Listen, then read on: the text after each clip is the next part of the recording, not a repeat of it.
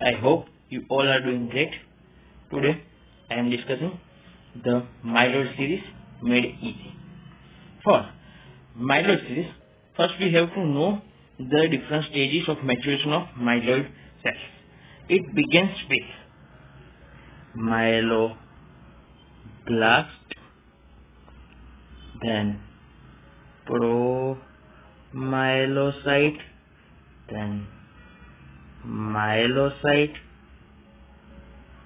Metamyelocyte, and band cell, and then is the polymorph.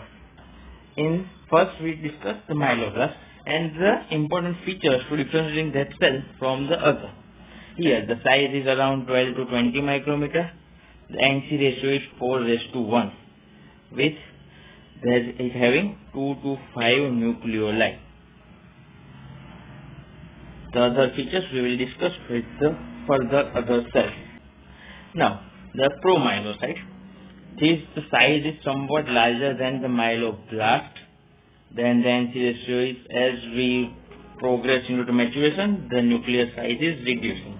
NC ratio is 3:1, with having light red purple medium density of chromatin, and the cytoplasm is moderate, with the differentiating characteristic feature is the cell is larger than blast, having the large prominent nucleoli, and the chromatin is coarse. For the myelocyte, we have to remember the size is decreased, then the nuclear size is also decreased, the chromatin is over indented nucleus, and the specific granules of neutrophilic or eosinophilic can be seen.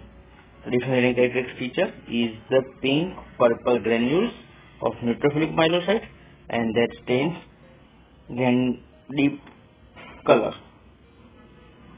Here the image is showing myelocyte.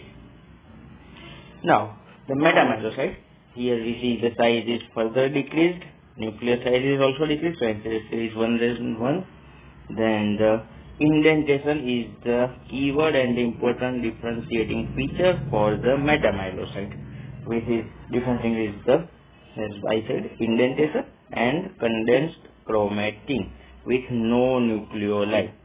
So we have seen the nucleoli is seen mainly in myeloblast and promyelocyte.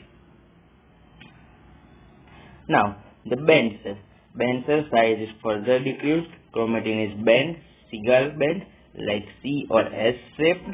This is the S or C shaped, with the brown print, fine secondary granules, and the presence of these cells is suggested to shift to left, which is seen in severe infection, sepsis, inflammatory disease, and pregnancy. Now, according to our knowledge, I have put this slide with a case which came to our hospital. I have first described the history. Is the 55-year male with abdominal fullness and having history of weight loss, fever. His CBC is HB is 9.2, TC 4.26 lakh, and the platelet is 2.93 lakh. Now, according to this history, we first think that the age is 55 and the platelet count is normal. These both are suggestive of chronic.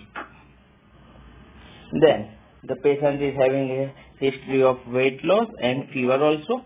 Now on this image we are showing the cells with eccentrically placed nucleus and the cytoplasm with granules and the one nucleoli. All the features suggestive of Promyelocyte. Here, then this is having the indentation, size is somewhat smaller than the granules, so it is suggestive of Metamyelocyte. And this cell, we show the very scant or moderate cytoplasm with 1, 2, 3 prominent nucleoli, so it's suggestive of Myeloblast.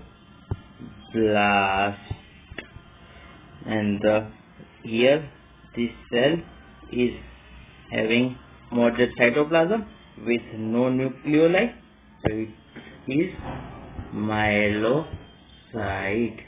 As we see in all the series of maturation of Myeloid series, and the history suggests us the chronic, it might be the case of chronic myeloid leukemia. Here we have the next figure. In this we are also seeing that this is the Myeloblast, and these are the indented, so we can call it as the Metamyelocyte. These are the Promyelocyte with having prominent nucleoli, and these other cells without nucleoli are of Myelocyte. In conclusion, I want to tell that first we have to see the size of cell, then the NC ratio, then the nucleoli, then the chromatin, before deciding the type of the cell. And if we are seeing the cells of Myeloid series, we conclude our diagnosis around the myeloid leukemia. It can be either acute or chronic depending on the number of blasts present in bone marrow as well as peripheral smear. Thank you.